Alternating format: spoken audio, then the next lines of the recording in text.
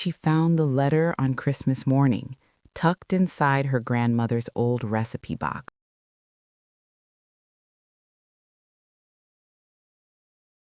the one that still smelled of cinnamon and decades of Sunday dinners.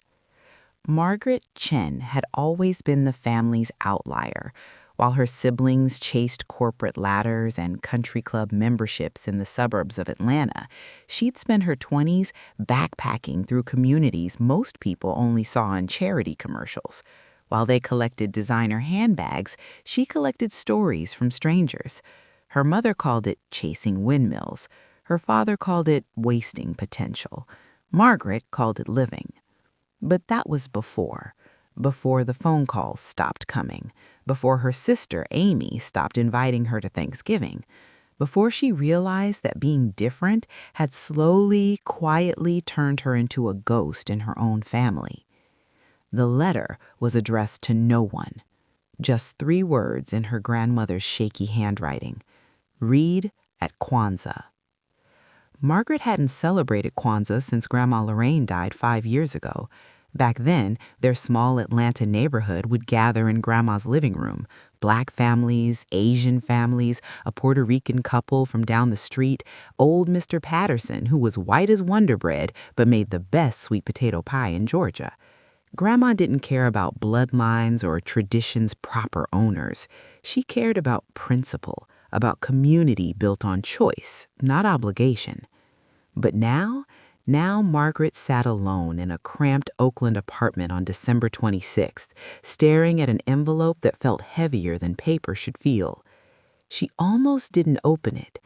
What stopped her was the memory of Grandma Lorraine's hands, those strong, wrinkled hands that had kneaded bread every Sunday, that had held Margaret's face when she was 16 and crying because she didn't fit anywhere, that had lit the Kinara candles year after year, explaining that Kwanzaa wasn't about religion or birthright, it was about values, 7 principles that could belong to anyone willing to live them.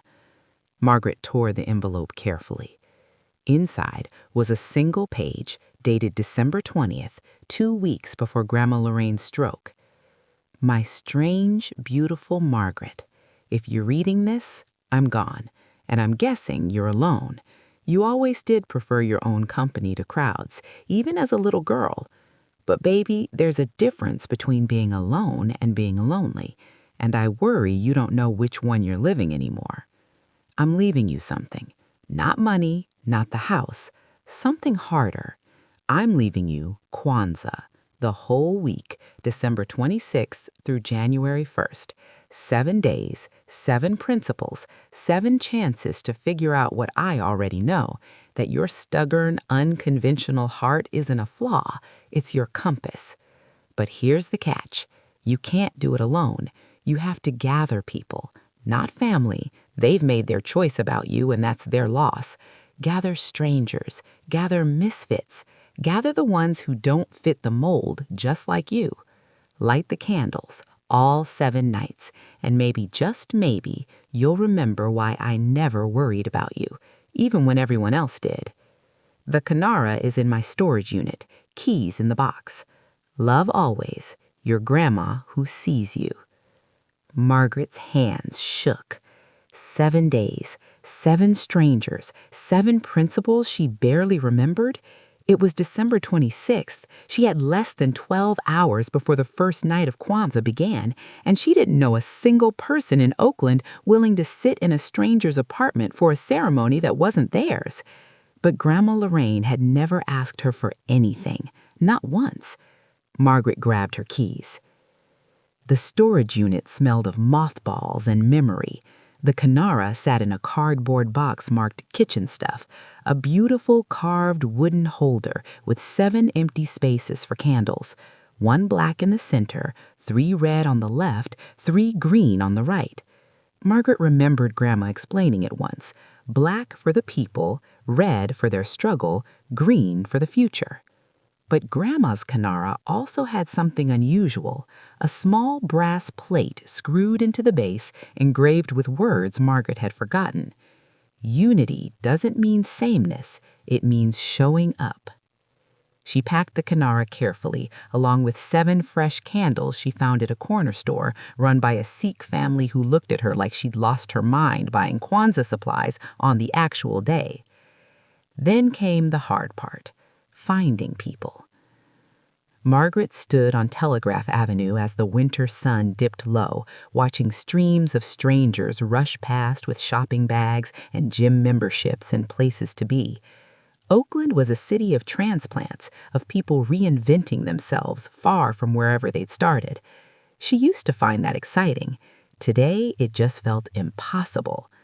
How do you invite strangers to something sacred? She started with a flyer, badly designed, printed at FedEx office for $12 she couldn't afford. Kwanzaa Gathering, December 26th through January 1st. No experience necessary, no judgment given.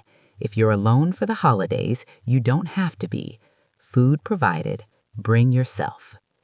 She posted it at the coffee shop where she freelanced on her laptop, at the laundromat, at the community center, at the library. By 4 p.m., she'd gotten 0 responses and 3 suspicious looks. By 5 p.m., she was ready to give up. By 6 p.m., her doorbell rang. The first person was a white woman in her 50s with a Virginia accent and eyes that looked like they'd been crying recently. Her name was Diane, and she'd seen the flyer at the laundromat. "I don't know what Kwanzaa is," Diane said honestly, standing in Margaret's doorway with a Tupperware of cornbread. "But I've been in this city for 3 months, and I haven't had a real conversation with anyone. My daughter said I should try, so here I am. Is this okay?"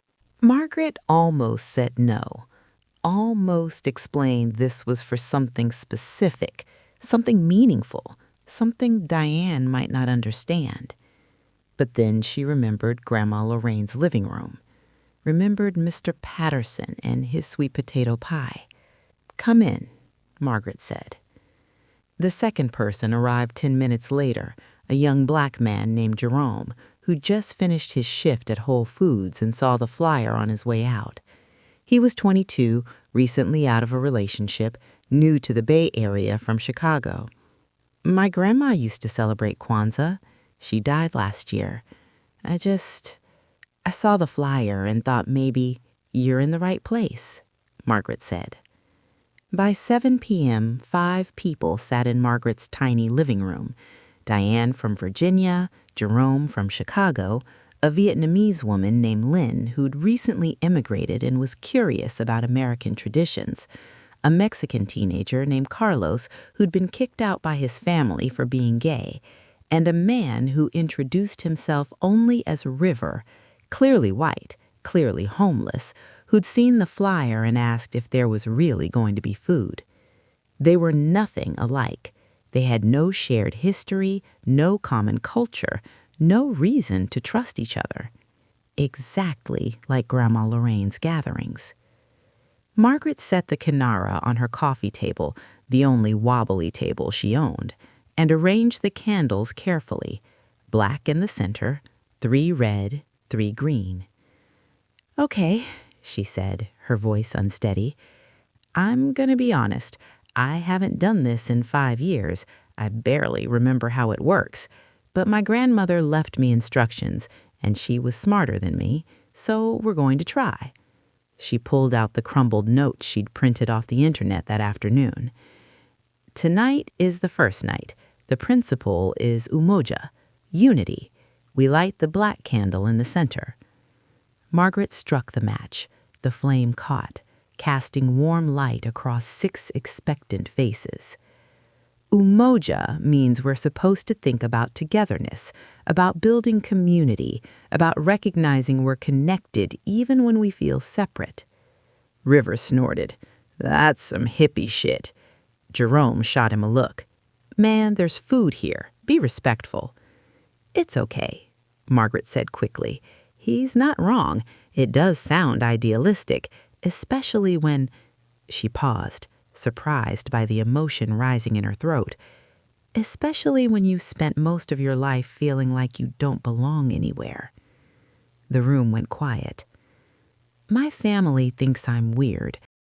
Margaret continued, staring at the single burning candle. I've always been the one who asks too many questions, who doesn't follow the script, who wants to do things differently. And slowly, over the years, that turned into the one who doesn't get invited anymore, the one who's too much trouble to understand. She looked up at the 5 strangers in her living room. I don't know why you're all here, but I'm guessing none of you had somewhere else to be tonight. And maybe that's the point. Maybe unity isn't about having everything in common. Maybe it's just about showing up when everyone else has somewhere better to go.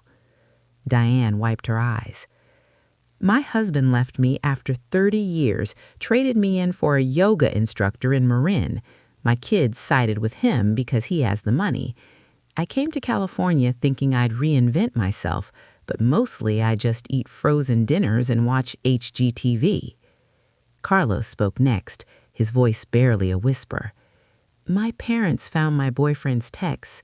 They said I had to choose between being gay and being part of the family. I chose myself. But God, it's hard. Lynn folded her hands in her lap. In Vietnam, I was a teacher. Here, I clean offices at night. No one looks at me. I am an invisible person. Jerome stared at the candle. I came out here for a relationship. She dumped me 2 weeks after I arrived, used up my savings for the move.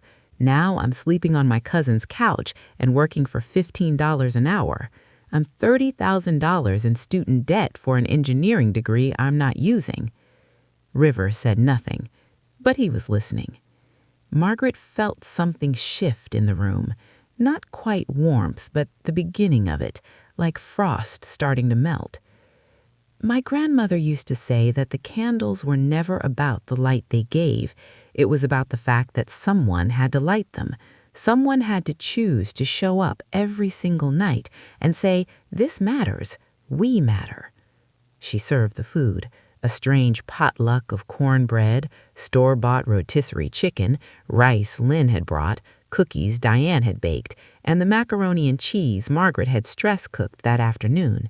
They ate together, not like friends, but not like strangers anymore either. When everyone left around 9 p.m., Margaret stood alone in her apartment with the black candle still burning, wondering if any of them would actually come back. The second night, December 27th, only 3 people returned. Margaret tried not to feel disappointed when she opened the door to see Diane, Jerome, and Lynn standing there. No Carlos, no River. The kid probably got scared, Jerome said, reading her face. And the homeless guy, can we be real? That was a long shot. But they lit the second candle anyway, the first red candle, Kujichagulia, self-determination. This principle is about defining ourselves, about not letting others tell us who we are or what we're worth. Diane laughed bitterly. I spent 30 years being Ron's wife. That was my entire identity. Now I don't even know what I like. Do I actually enjoy gardening, or did I just do it because he wanted the yard to look nice?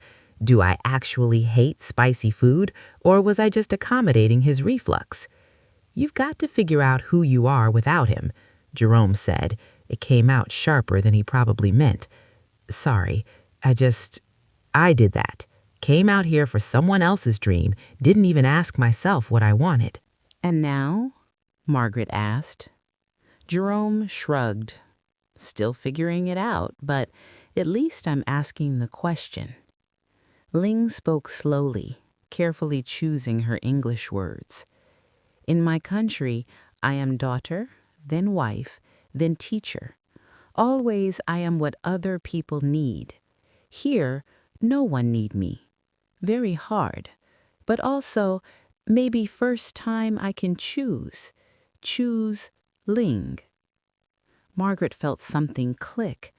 That's what this principle is about. It's terrifying because most of us have spent our whole lives being shaped by other people's expectations. Parents, partners, bosses, society. And then one day you realize you don't actually know who you are underneath all that. The conversation stretched until 10 p.m. When Diane left, she hugged Margaret, a real hug, not a polite one. The third night, December 28th, 6 people showed up. Carlos came back, sheepish and apologetic. "Sorry, I ghosted. I got scared. But then I was sitting in my friend's apartment eating ramen alone, and I realized that's not actually better than being scared here." River returned too, cleaner than before, carrying a plastic bag. "Is that—" Jerome started. "Bagels," River said gruffly. "Found a bakery that gives away the day-olds. Figured it was better than showing up empty-handed." They lit the second red candle, Ujima, collective work and responsibility. Margaret read the principle aloud, then paused. "This one's hard for me. I've spent my whole life being independent, proud of not needing anyone. But I think Grandma was trying to tell me that's not the same as being strong. Sometimes it's just being scared of being rejected." "Preach," Jerome muttered. "What if we tried something?" Margaret said suddenly.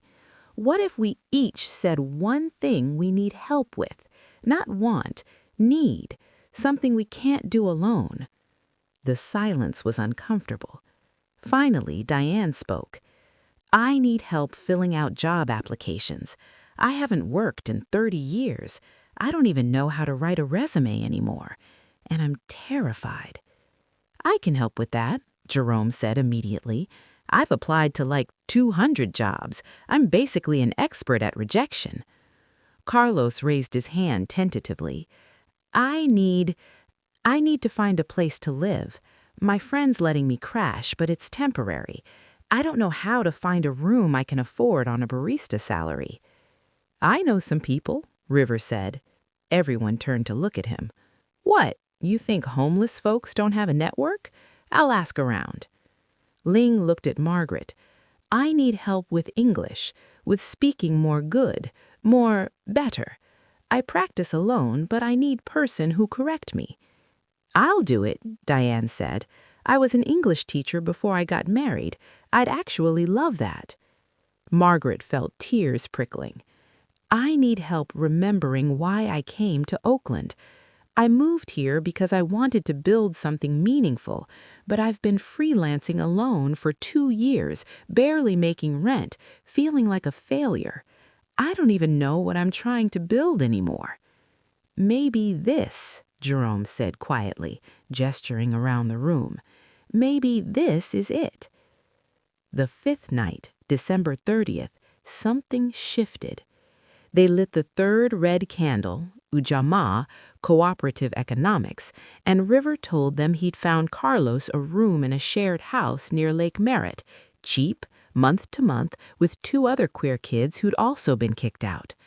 Carlos cried. Diane brought printouts of a resume she and Jerome had worked on together. She'd applied to 3 positions that day: library assistant, school secretary, administrative coordinator in a nonprofit.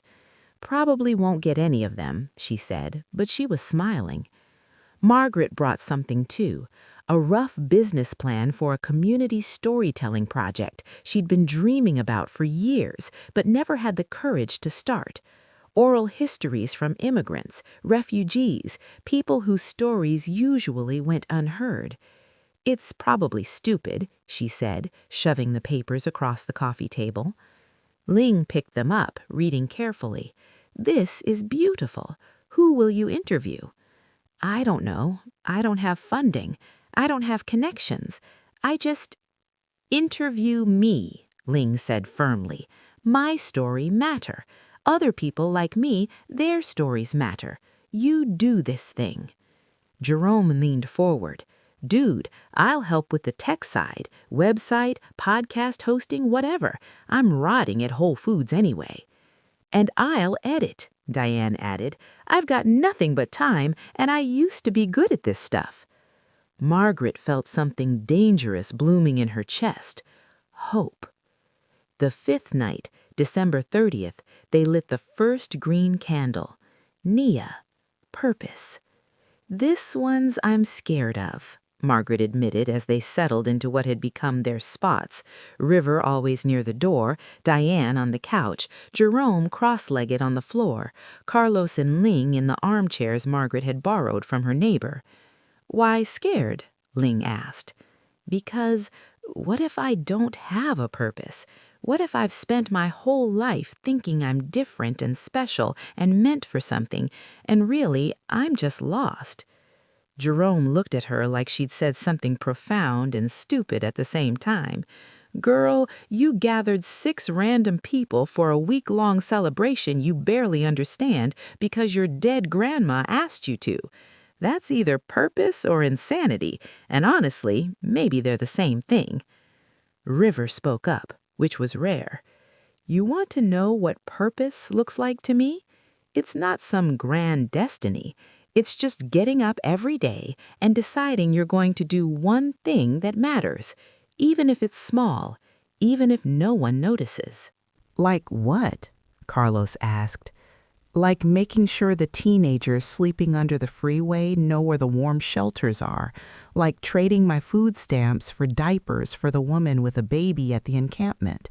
Like showing up to this thing every night, even though I don't understand half of what you're talking about. He shrugged. I don't have a career, I don't have goals, but I've got purpose. The room went very quiet. My grandmother was a nurse, Diane said softly. She worked in a tiny clinic in rural Virginia, barely made any money, but every person in that county knew her name. When she died, over 500 people came to her funeral, and I remember thinking, that's what success looks like. Not money or titles, just 500 people whose lives were better because you existed. Margaret thought about her own family scattered across Atlanta's suburbs, each one chasing their own definition of success. Big houses, private schools, luxury cars, and somehow, despite achieving all of it, they'd become strangers to each other. Maybe purpose isn't about being special. Maybe it's about being useful. The 6th night, December 31st, New Year's Eve, they almost didn't meet. Jerome had a shift he couldn't skip. Carlos had been invited to a party by his new roommates. Diane's daughter had called for the first time in months, wanting to video chat. But at 7 p.m., they all showed up. They lit this second green candle, Kuumba, creativity. This principle is about leaving things better than we found them, about using whatever gifts we have to build and heal and make beauty. That feels impossible today, Jerome said. He looked exhausted. I spent 8 hours stacking organic kale for people who don't see me. What's creative about that? The fact that you're here is creative, Diane countered. You could be home feeling sorry for yourself. Instead, you showed up. That's a choice. That's creating something out of nothing. They spent the evening making plans. Carlos wanted to start a support group for LGBTQ kids who'd been rejected by their families. Diane offered her apartment as a meeting space. Lynn wanted to teach English to other Vietnamese immigrants using stories and conversation instead of textbooks. Margaret offered to connect her with a community center. River said he wanted to start a resource map for homeless folks, showing where the safe places were, which cops to avoid, which restaurants gave away food. Jerome offered to build him a simple website. Margaret pulled out her laptop and showed them the first interview she'd recorded that afternoon. Lynn, telling the story of leaving Vietnam, of her first night in America, of the loneliness that had nearly swallowed her whole. "I've never heard you tell it like that," Carlos whispered, looking at Lynn with new eyes. "She never asked me before," Lynn said simply, glancing at Margaret. At midnight, they stood on Margaret's tiny balcony watching fireworks explode over the Oakland Hills, illegal ones, the kind that rattled windows and made car alarms scream, the kind that said, "We're here, we're alive, we refuse to be quiet." "Happy New Year," Diane said, and they clinked mismatched glasses filled with cheap champagne River had somehow procured. The 7th night, December 31st, January 1st, Margaret woke up terrified. It was the last night, Imani, faith. After tonight, what were we? Would everyone just disappear back into their separate lives? Would this week become a weird memory, a strange blip, a story they'd tell therapists years from now? She almost called it off. But at 7 p.m., the doorbell rang. Everyone came, not just the core five. They'd each invited someone else. Carlos brought his new roommate, a trans woman named Skylar. Jerome brought his cousin who'd been letting him crash. Diane brought her neighbor, an elderly Korean woman named Mrs. Kim. Lynn brought 2 co-workers from her cleaning job. River brought a young mother named Tasha who'd been staying at the shelter. Margaret's tiny apartment was packed. They lit the final candle together, the third green candle. 12 people, 12 hands, 1 flame. Imani means faith, Margaret said, her voice cracking. Faith in ourselves, faith in each other, faith that we can build something better than what we inherited. I don't have much faith, Tasha admitted. She was bouncing a baby on her hip. I'm 23. I've got a 6-month-old, no job, no place to live after next week. I don't even know why I'm here, except Jerome said there'd be food and people who wouldn't judge me. That's faith, River said. Showing up even when you don't know why. That's all it is. Mrs. Kim spoke in halting English. In my country, we say, alone, fast, together, far. You understand? Alone, you move fast, but you don't go far. Together, you go far. Margaret looked around the room, at faces that had been strangers 8 days ago, and now something else. Not quite family, not quite friends, something new. My grandmother knew something I'm just starting to understand, Margaret said. She knew that the opposite of loneliness isn't being around people who've known you forever. It's being around people who see you now, who choose you now, not because they have to, because they want to. Jerome raised his glass.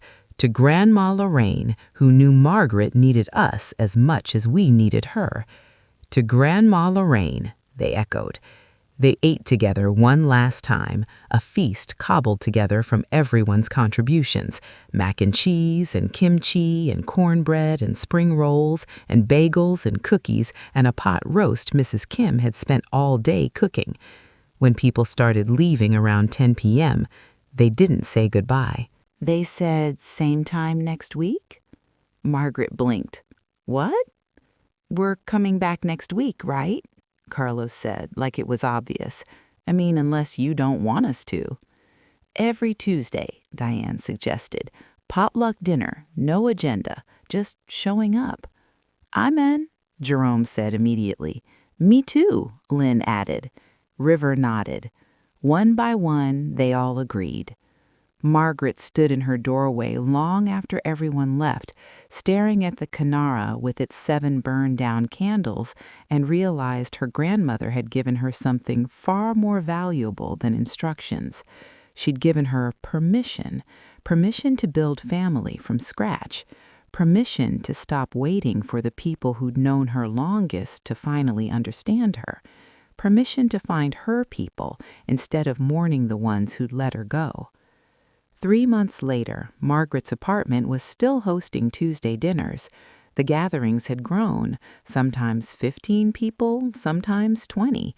They'd started calling themselves the Canara Collective, half joking at first, then not joking at all. Carlos's support group for rejected queer youth met every Thursday.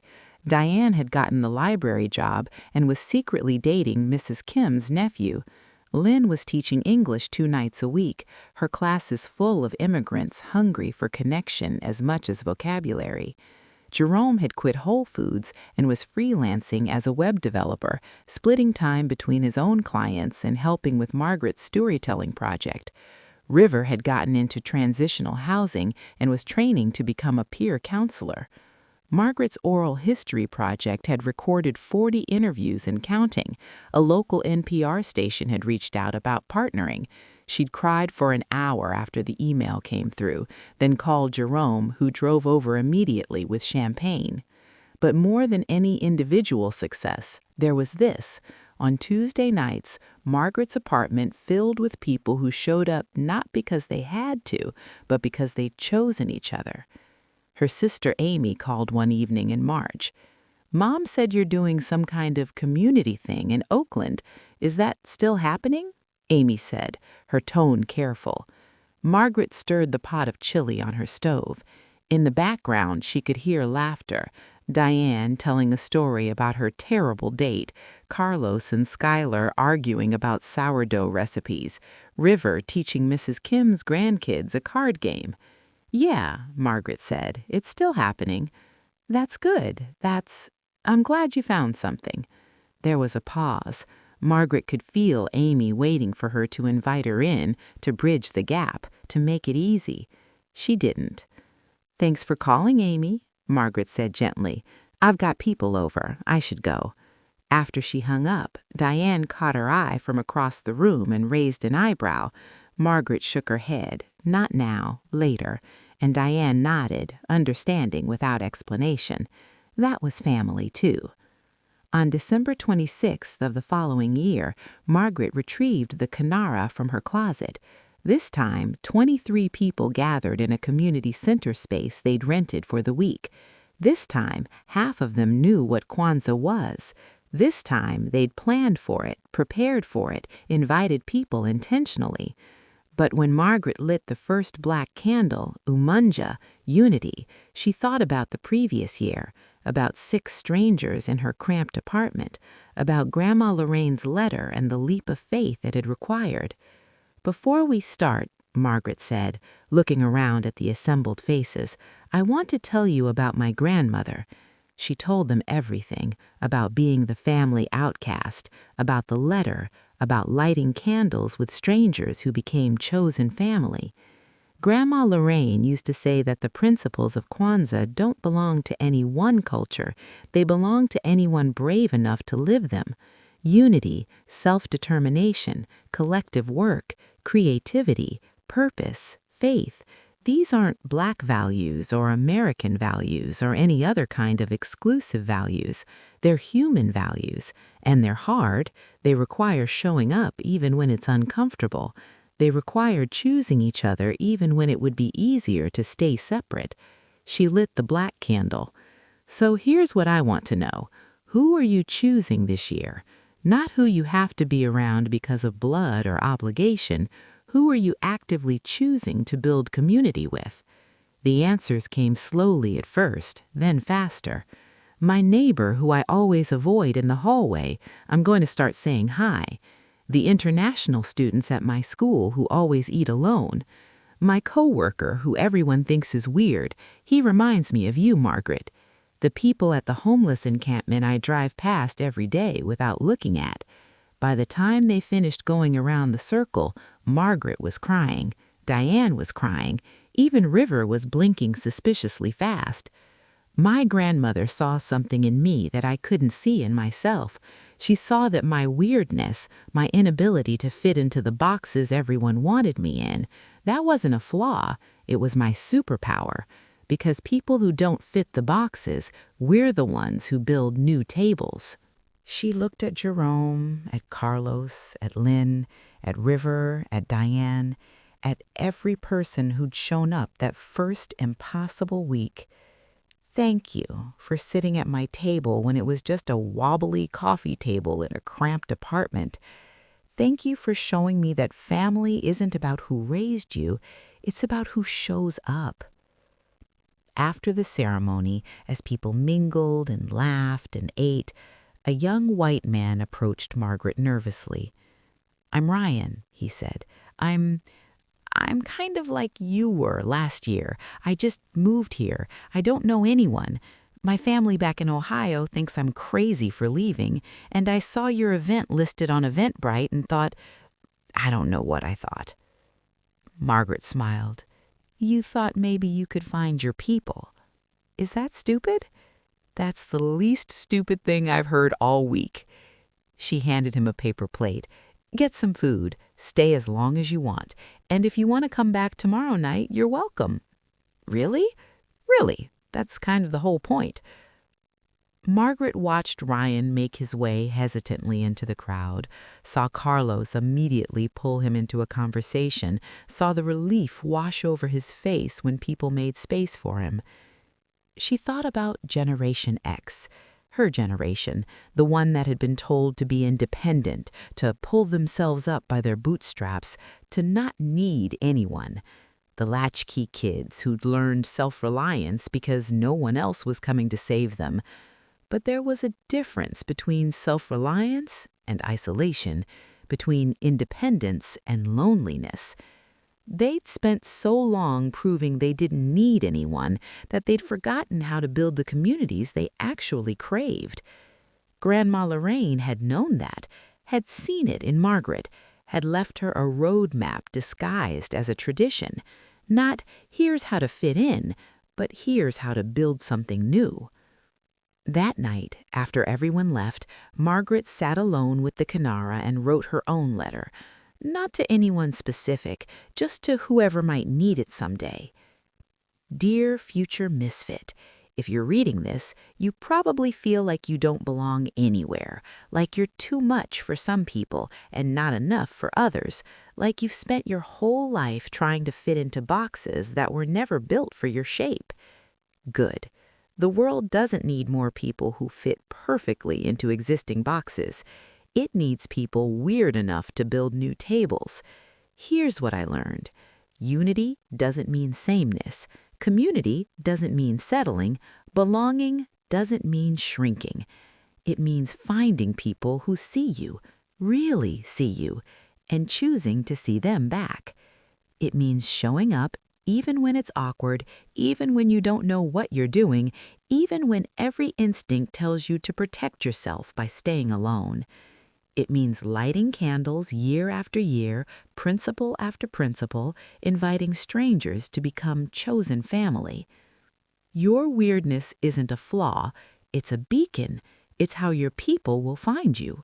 So stop trying to fit in. Start showing up. Start building your table. Start lighting your candles. The right people will come. They always do. With love and faith, Margaret Chen, professional misfit, community builder, Grandma Lorraine's granddaughter. She sealed the envelope in the envelope and tucked it into the Canaris box. Someday someone would need it, because the thing about being different, about refusing to fit the mold, about choosing your own path, it never stopped being hard. But Grandma Lorraine had taught her something essential. You don't walk that path alone. You light a candle, you invite people to gather, you show up again and again and again, and slowly, impossibly, beautifully, you build a family from scratch. Not because you have to, because you choose to. And that choice, that daily decision to keep showing up, keep inviting, keep building, that's what faith looks like. Not faith that everything will work out perfectly, but faith that you can handle whatever comes next as long as you're not facing it alone. Margaret looked at the 7 burned candles, black, red, red, red, green, green, green, and thought about the year ahead.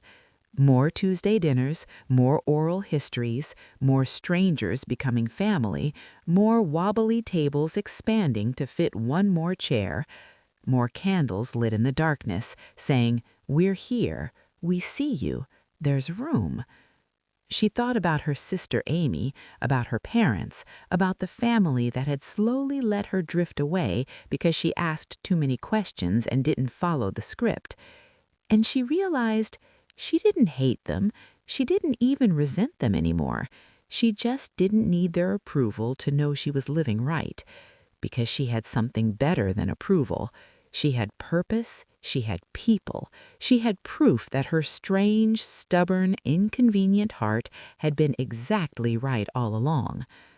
The world didn't need another person who fit in perfectly. It needed someone willing to build new tables. And here she was, hammer in hand, wood chips at her feet, sawdust in her hair, building something that would outlast her, just like Grandma Lorraine had known she would. Outside, Oakland glittered in the winter darkness. a city of misfits and dreamers, of people who'd come from elsewhere seeking something they couldn't name. Margaret turned off the lights, leaving only the moonlight streaming through her window and the faint smell of extinguished candles lingering in the air. 7 principles, 7 candles, 7 chances to remember what matters. Tomorrow, she'd do it all again. Not because it was tradition, because it was choice. And that made all the difference.